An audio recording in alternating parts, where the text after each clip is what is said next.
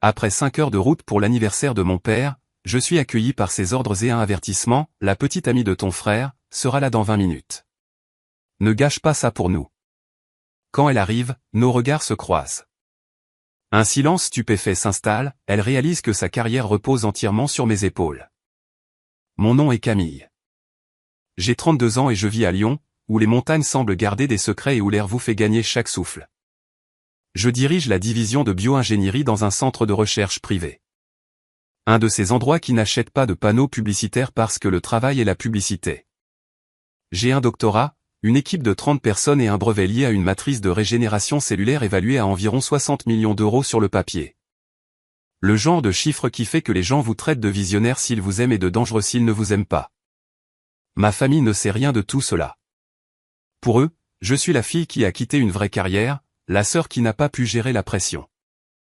L'original qui a troqué un poste de marketing brillant pour ce que papa appelle encore, laver des éprouvettes. Il y a 5 ans, j'ai quitté une grande agence pour retourner à la science. J'ai cessé de les corriger après la 100e blague. À un certain moment, se défendre devient un deuxième travail. Et mon vrai travail exige déjà du sang. Il y a une autre raison pour laquelle ils ne savent pas. Professionnellement, j'utilise le nom de jeune fille de ma mère, Dr. Camille Moreau. Pas par vanité, mais par distance. C'est un mur propre entre la vie que j'ai construite et la famille qui aime donner un coup de burin à tout ce dont je suis fier.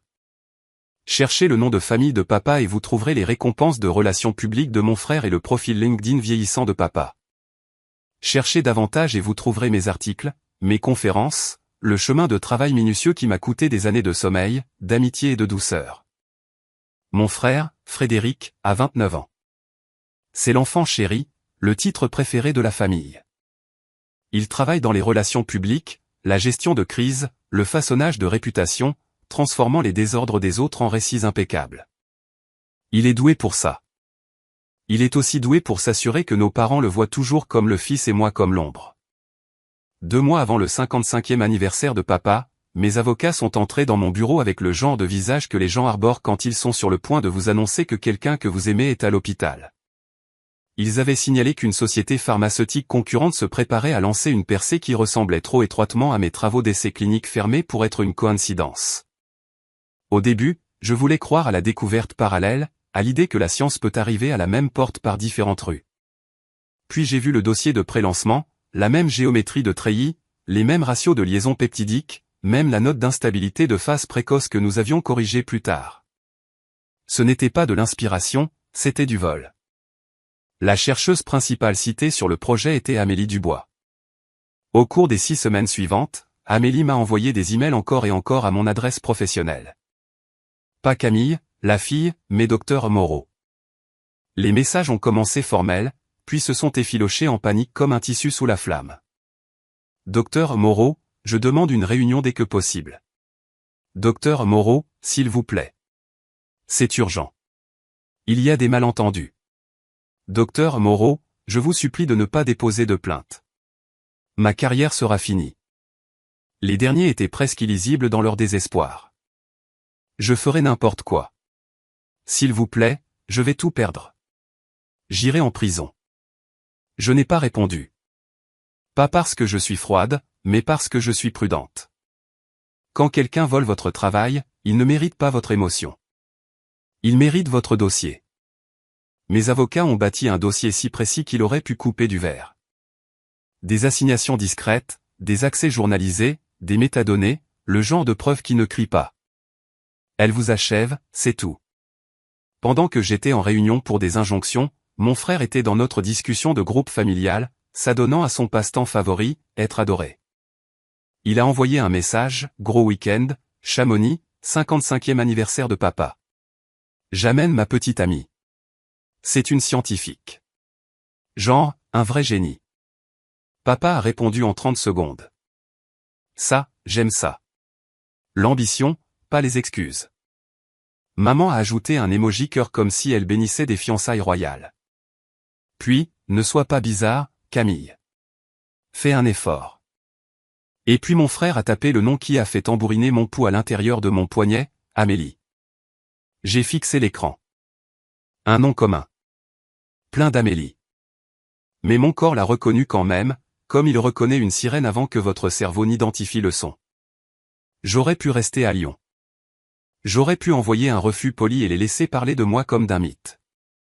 Mais il y avait quelque chose en moi, ancien, têtu, embarrassamment plein d'espoir, qui voulait le voir de mes propres yeux, voulait confirmer si l'univers était vraiment si cruel, ou si j'étais juste paranoïaque de vivre dans un monde où la trahison est un modèle économique.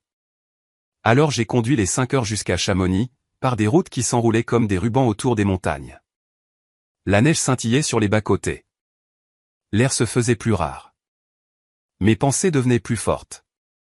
Quand je me suis garé devant le chalet loué, avec ses poutres en bois, sa cheminée en pierre, ses murs de verre comme s'il essayait de se faire remarquer, je me sentais écorché vive par le voyage, comme si la route avait volontairement poncé ma patience. À l'intérieur, l'endroit sentait les bougies chères et la viande rôtie. Le rire de papa portait à travers l'entrée. Le parfum de maman flottait dans l'air comme un avertissement. Papa ne m'a pas serré dans ses bras. Il n'a pas dit « Comment s'est passée la route ?»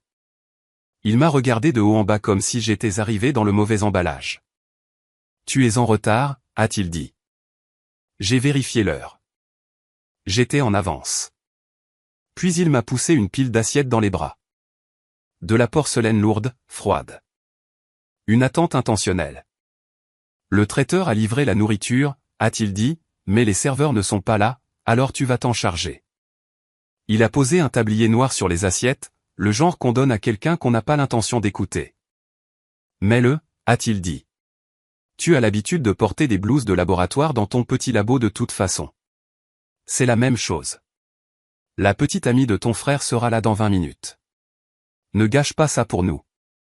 Maman n'a pas levé les yeux de ses serviettes qu'elle arrangeait. S'il te plaît, a-t-elle murmuré comme si elle me demandait de ne pas éternuer. Sois juste agréable ce soir. C'est important pour ton frère. Tout est important pour mon frère. Mes sentiments sont toujours facultatifs. Je n'ai rien dit. C'est l'astuce que ma famille m'a apprise. Le silence est plus sûr que l'honnêteté. J'ai noué le tablier autour de ma taille et pris un plateau parce que mes mains avaient besoin d'une occupation autre que trembler. La sonnette a retenti. Mon frère, Frédéric, est entré le premier, bruyant et brillant, occupant la pièce comme si un projecteur le suivait. Joyeux anniversaire, papa. Attends de voir ce que j'ai prévu. Puis Amélie est entrée derrière lui. Elle portait un manteau élégant, les cheveux parfaits, le sourire prêt. Elle avait l'air de quelqu'un qui a l'habitude que les regards se tournent vers elle. Puis ses yeux m'ont trouvé. Ce fut immédiat. Le sourire se figea. La couleur de son visage s'évanouit si vite que c'en était presque violent.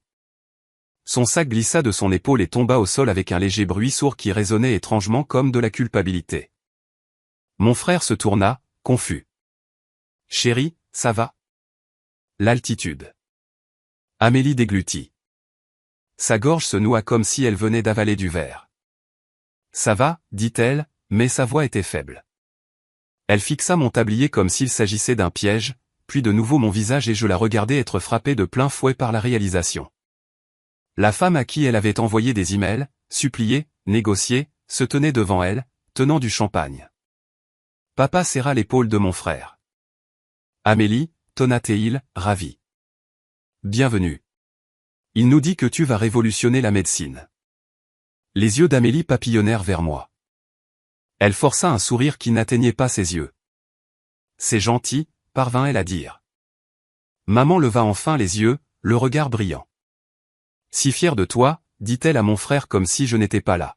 « Tu mérites quelqu'un d'exceptionnel. » Mon frère sourit comme s'il avait gagné un prix. Puis il me jeta un coup d'œil, l'irritation pinçant sa bouche. « Camille, tu aides. » Aide, comme si j'avais été volontaire. Comme si on ne m'avait pas tendu des assiettes comme une punition. Les invités sont arrivés. Les amis de papa, les amis de maman, des gens qui disaient des choses comme « magnifique » et « éblouissant » de tout leur cœur. La pièce se remplit de rires et de tintements de verre. Je me déplaçai parmi eux avec le plateau, versant du champagne, ramassant les assiettes vides, jouant le rôle que ma famille préfère, utile, silencieuse, invisible. Amélie était assise à table comme si elle attendait un verdict. Elle touchait à peine sa nourriture. « Chaque fois que je passais derrière elle pour remplir son verre d'eau, elle sursautait. Chaque fois que mon ombre traversait son assiette, son souffle se coupait. Mon frère ne remarqua rien. Papa s'en moquait. Maman faisait semblant que tout était normal parce que le super pouvoir de maman est le déni avec le sourire. Papa se pencha vers Amélie, se délectant de l'idée d'avoir un génie à sa table. Alors, il a dit, sa voix portait. Parlez-nous de votre projet. Il dit que vous avez une percée. Les doigts d'Amélie se serrèrent autour de sa fourchette. C'est compliqué, dit-elle. Papa fit un geste de la main. Nous pouvons gérer le compliqué. Mon frère rit. Elle est juste modeste. Dis-leur, Amélie, épate-les. Les yeux d'Amélie papillonnèrent vers moi. Une supplication silencieuse, une menace silencieuse. Je gardai mon visage calme. Je continuai à bouger. Dans ma tête, la voix de mon avocat résonnait comme un métronome. N'interviens pas, laisse les preuves parler. Le dîner se transforma en une torture lente et délibérée. Papa et mon frère louaient Amélie comme s'ils investissaient en elle. Mon frère se vantait de sa reconnaissance mondiale et de sa capacité à changer le monde. Et papa acquiesçait comme s'il se voyait déjà sur ses futures photos de presse. Maman souriait comme elle sourit quand elle est près de la gloire reflétée. Et puis papa décida que la pièce avait besoin d'un spectacle. Montre-nous, exigea-t-il, en désignant le sac d'Amélie. Tu as apporté le modèle, n'est-ce pas? Je veux voir à quoi ressemble le génie. Le visage d'Amélie se crispa. Ce n'est pas vraiment, mon frère tendit la main vers son sac quand même. Possessif, fier, ignorant. Il sortit sa tablette comme si c'était un tour de fête et commença à faire défiler. Camille, lança-t-il alors que je posais un plat. Arrête de faire du bruit. Tu la distrais. Je fis un petit son d'excuse et le regardai ouvrir le fichier. Le modèle 3D apparut à l'écran. Une matrice en treillis que j'avais fixée pendant des années, une géométrie si familière que c'était comme voir ma propre écriture sur la lettre d'amour de quelqu'un d'autre, les mêmes courbes, les mêmes sites de liaison, mon brevet habillé de sa palette de couleurs. Les yeux de papa s'écarquillèrent. Maintenant, ça, dit-il impressionné, c'est ce que signifie laisser une trace. Puis il me regarda, toujours debout dans mon tablier, tenant des assiettes sales. Fais attention, Camille, dit-il, assez fort pour tout le monde. C'est comme ça qu'on laisse une trace dans l'histoire, pas en rinçant des verres et en appelant ça de la science. Les invités rirent poliment. Les gens rient toujours quand un homme puissant est cruel. Le rire est une permission tacite. Quelque chose en moi se mit en place. Pas de la rage. La rage est salissante. Pas de la douleur. La douleur est ancienne. C'était de la clarté, nette et précise. J'ai posé les assiettes, j'ai lentement défait le tablier, et je l'ai laissé tomber sur la table à côté du gâteau comme un drapeau qu'on plante. Les bavardages se firent plus rares, les têtes se tournèrent. Le sourire de mon frère vacilla. Les sourcils de papa se froncèrent. Je marchai vers la tablette. Je ne la touchais pas encore. Je regardais juste l'écran, puis Amélie. Elle était pâle, les yeux brillants, respirant superficiellement. Son masque de génie glissait. J'ai parlé avec le ton calme et universitaire que j'utilise quand quelqu'un essaie de m'expliquer mon propre travail. Vous n'avez pas tenu compte de la dégradation des peptides à 40 degrés C, dis-je doucement. Parce que vous avez volé les données de la phase 1 avant que nous ne corrigions l'instabilité de la phase 2. Le silence tomba lourdement comme une porte. Mon frère recula brusquement. De quoi diable parles-tu, lança-t-il. Camille, tais-toi. Le visage de papa se durcit. Camille, assieds-toi. Ne fais pas ça. La voix de maman devint douce et dangereuse. Pas ce soir. Amélie fit un son, à moitié sanglot, à moitié étouffement. Et puis elle craqua. Les larmes se mirent à couler, soudaines et incontrôlables, là, à table. Elle se couvrit le visage de ses mains comme pour se cacher de ce qu'elle avait fait. Mon frère se leva, furieux. Arrête de pleurer, lui siffla-t-il, puis il se tourna vers moi. Tu es jalouse. Tu ne supportes pas ça. Pour une fois, la conversation ne tourne pas autour de tonton passe-temps de laboratoire. Passe-temps, répétai-je doucement. J'ai sorti mon téléphone. Mon frère bondit en avant comme si j'avais tiré une arme. Range ça. Tu filmes? Je lis, dis-je. J'ouvris la chaîne de mai et laissai ma voix porteur. Cher docteur Moreau, lus-je d'une voix calme. Je vous en prie, ne déposez pas de plainte. Je vous supplie. Ma carrière sera finie. Un invité haleta. Un autre se recula, les yeux écarquillés, sentant le sang dans l'eau. Papa cligna des yeux, confus. Docteur Moreau, répéta-t-il comme si le nom ne tenait pas dans sa bouche. Je fis défiler. Docteur Moreau, je ferai n'importe quoi. S'il vous plaît, je vais tout perdre. J'irai en prison. Les épaules d'Amélie tremblaient plus fort. Mon frère me fixa, son visage s'empourprait. Pourquoi elle t'écrit? Qui? Je fouillai dans mon sac, en tirai une carte de visite que je ne leur avais jamais montrée. Je la plaçai devant papa, parfaitement centrée, comme si je posais un scalpel sur un plateau stérile. Docteur Camille Moreau, directrice de la bio-ingénierie. La bouche de papa s'ouvrit, puis se referma. Il fixa la carte comme si elle l'avait insulté. Maman se pencha en avant, plissant les yeux, comme si les lettres pouvaient se réorganiser en quelque chose de plus sûr si elle les fixait assez fort. Mon frère saisit la carte et la lut 2 fois.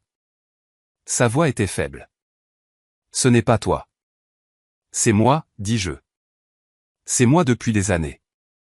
Papa retrouva enfin sa voix, et elle semblait plus petite que je ne l'avais jamais entendue. Pourquoi ne nous as-tu pas dit? Je le regardais. L'homme qui m'avait tendu des assiettes, l'homme qui avait raillé mon travail devant des étrangers.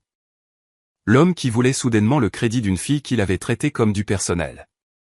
Parce que vous n'avez jamais demandé, dis-je. Mon frère claqua sa main sur la table.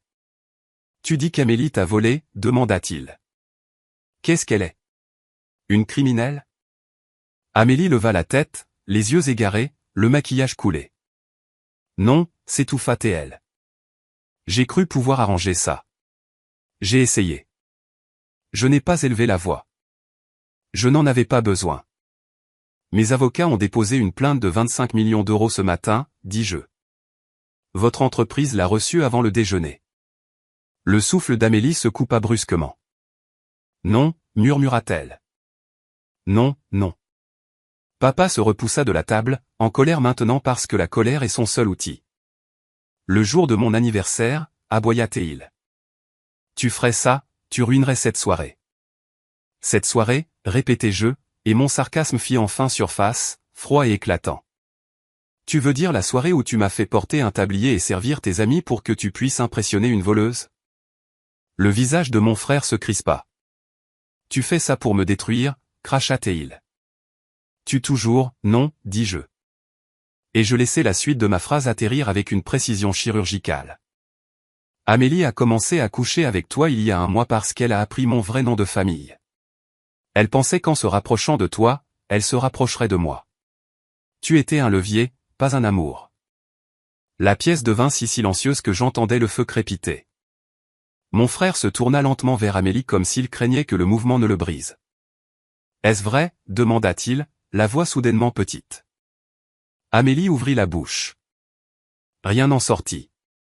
Son silence fut l'aveu. Le visage de mon frère s'effondra. Il s'assit lourdement, fixant la table comme si c'était la seule chose solide qui restait. Papa regarda entre eux, stupéfait, puis de nouveau vers moi. Camille, dit-il, la voix se brisant en une sorte de supplication. Nous sommes une famille. Pourquoi? Pourquoi ne m'as-tu pas dit qui tu étais? Tu veux dire, pourquoi ne t'ai-je pas dit que j'étais utile, dis-je doucement. Les yeux de maman brillèrent de larmes offensées. Ce n'est pas juste, claqua T.L. Nous t'aimons. Vous aimez l'idée que vous vous faites de moi, dis-je. Une fille tranquille, une fille commode, une fille qui ne vous embarrasse pas en existant en dehors de votre scénario. Amélie se leva brusquement, sa chaise raclant le sol. Elle saisit son sac d'une main tremblante. Je suis désolée, sanglota T.L., me regardant comme si j'allais être miséricordieuse. S'il vous plaît, je vais arranger ça. Je signerai. Vous ne pouvez pas, dis-je. Pas cruel, juste factuel. Vous avez déjà fait la partie qui ne peut être défaite. Elle regarda mon frère, désespéré. Mon frère ne la regarda pas. Il fixa la table, la mâchoire serrée, comme s'il pouvait réduire l'humiliation en poussière. Amélie se précipita vers la porte. L'air froid s'engouffra lorsqu'elle l'ouvrit brusquement. Puis le claquement résonna dans le chalet comme une faim. Pendant un instant, personne ne bougea. Les invités se tortillèrent inconfortablement. Quelqu'un s'éclaircit la gorge. La musique de la fête jouait toujours quelque part, joyeuse et déplacée, comme un mensonge qui n'avait pas reçu le message. Papa finit par parler, mais sa voix, Camille, dit-il, fixant ma carte de visite. Toi, tu es millionnaire. J'ai failli rire. La question était si parfaitement lui. Pas, est-ce que tu vas bien? Pas, qu'est-ce que tu as enduré? Juste, qu'est-ce que cela peut faire pour moi? Je réussis, corrigez-je. L'argent est juste ce que les gens remarquent quand ils ne peuvent rien comprendre d'autre. Maman s'approcha de moi, l'expression cassante. Tu l'as donc caché, accusa-t-elle. À nous. Je l'ai protégé, dis-je. De vous. Mon frère leva la tête, les yeux rougis. Et maintenant, murmura-t-il. Tu vas la détruire? Me détruire? Je vais faire respecter la loi, dis-je. Et je vais arrêter de faire semblant que votre confort compte plus que mon travail. La mâchoire de papa se serra. Nous sommes tes parents, dit-il, essayant de reprendre de l'autorité. Tu n'as pas à, j'ai le droit, l'interrompis-je, et ma voix resta calme parce que le calme est ce qui fait écouter les gens quand ils ont l'habitude de crier. Tu ne me possèdes pas. Jamais tu ne m'as possédé. Je cherchais mon manteau. La pièce me semblait trop chaude, trop épaisse de parfum et de déni. La voix de maman s'aiguisa. Ne pars pas, claqua-t-elle. Pas après avoir tout gâché. Je glissai lentement mes bras dans mes manches. C'est vous qui avez tout gâché, dis-je. J'ai juste arrêté de faire le ménage derrière vous. Le visage de papa changea, le désespoir s'infiltrant. Camille, ma chérie, nous ne savions pas. Nous aurions été fiers. Fiers maintenant. Quand cela pourrait se refléter sur lui, quand cela pourrait être utilisé comme une histoire lors des dîners. Je le regardais ainsi que la vulnérabilité que j'avais apportée dans cette maison. Un reste d'espoir que la famille puisse un jour ressembler à un foyer s'évapora enfin. Parce que vous n'avez jamais demandé, dis-je de nouveau plus doucement. Vous avez juste supposé. J'ouvris la porte. La nuit de Chamonix me frappa le visage comme la vérité. Froide, vive, pure. La neige scintillait sous la lumière du porche, indifférente au drame humain. Derrière moi, maman siffla. Incroyable. Après tout ce que nous avons fait pour toi. Je fis une pause, la main sur la poignée, et me permis de savourer un instant le goût de la liberté sur ma langue. Joyeux anniversaire, papa, dis-je. Tu peux laver les assiettes toi-même. Puis je sortis. L'air froid emplit mes poumons, et pour la première fois de la soirée, je pouvais respirer sans ravaler mes mots.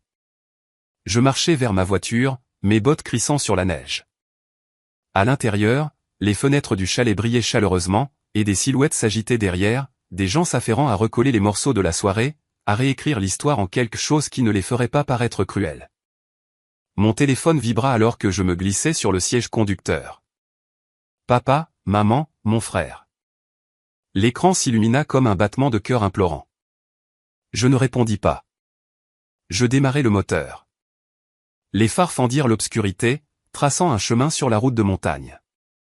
En m'éloignant, je vis le chalet rétrécir dans mon rétroviseur jusqu'à ressembler à n'importe quelle autre boîte lumineuse dans la neige. Impressionnant de l'extérieur, creux à l'intérieur. Le procès ferait ce que les procès font. L'entreprise paniquerait. Le nom d'Amélie deviendrait une histoire édifiante dans les couloirs des conférences. Mon frère devrait vivre avec le fait qu'il avait été utilisé et qu'il avait aidé à monter la scène de mon humiliation. Papa essaierait plus tard de raconter l'histoire comme si elle concernait sa fille remarquable, comme s'il l'avait toujours su, comme s'il m'avait toujours soutenu. Il réécrirait le passé pour se donner une meilleure image. Il le fait toujours. Mais je n'allais plus me réécrire moi-même. Il y a une sorte de force qui ne s'annonce pas. Elle attend. Elle observe. Elle garde des preuves. Elle lit son propre nom à son travail et laisse les résultats parler dans des pièces où votre famille n'entrera jamais. Si quelqu'un a décidé que vous ne valez que ce que vous pouvez porter, vous passerez toute votre vie à vous casser le dos pour prouver le contraire. Ne les laissez pas conserver leur vision étriquée. Qu'ils gardent leurs blagues. Qu'ils gardent leur table. Le vrai pouvoir ne mendie pas une place. Il se lève, dénoue le tablier et renverse toute la soirée d'une seule phrase.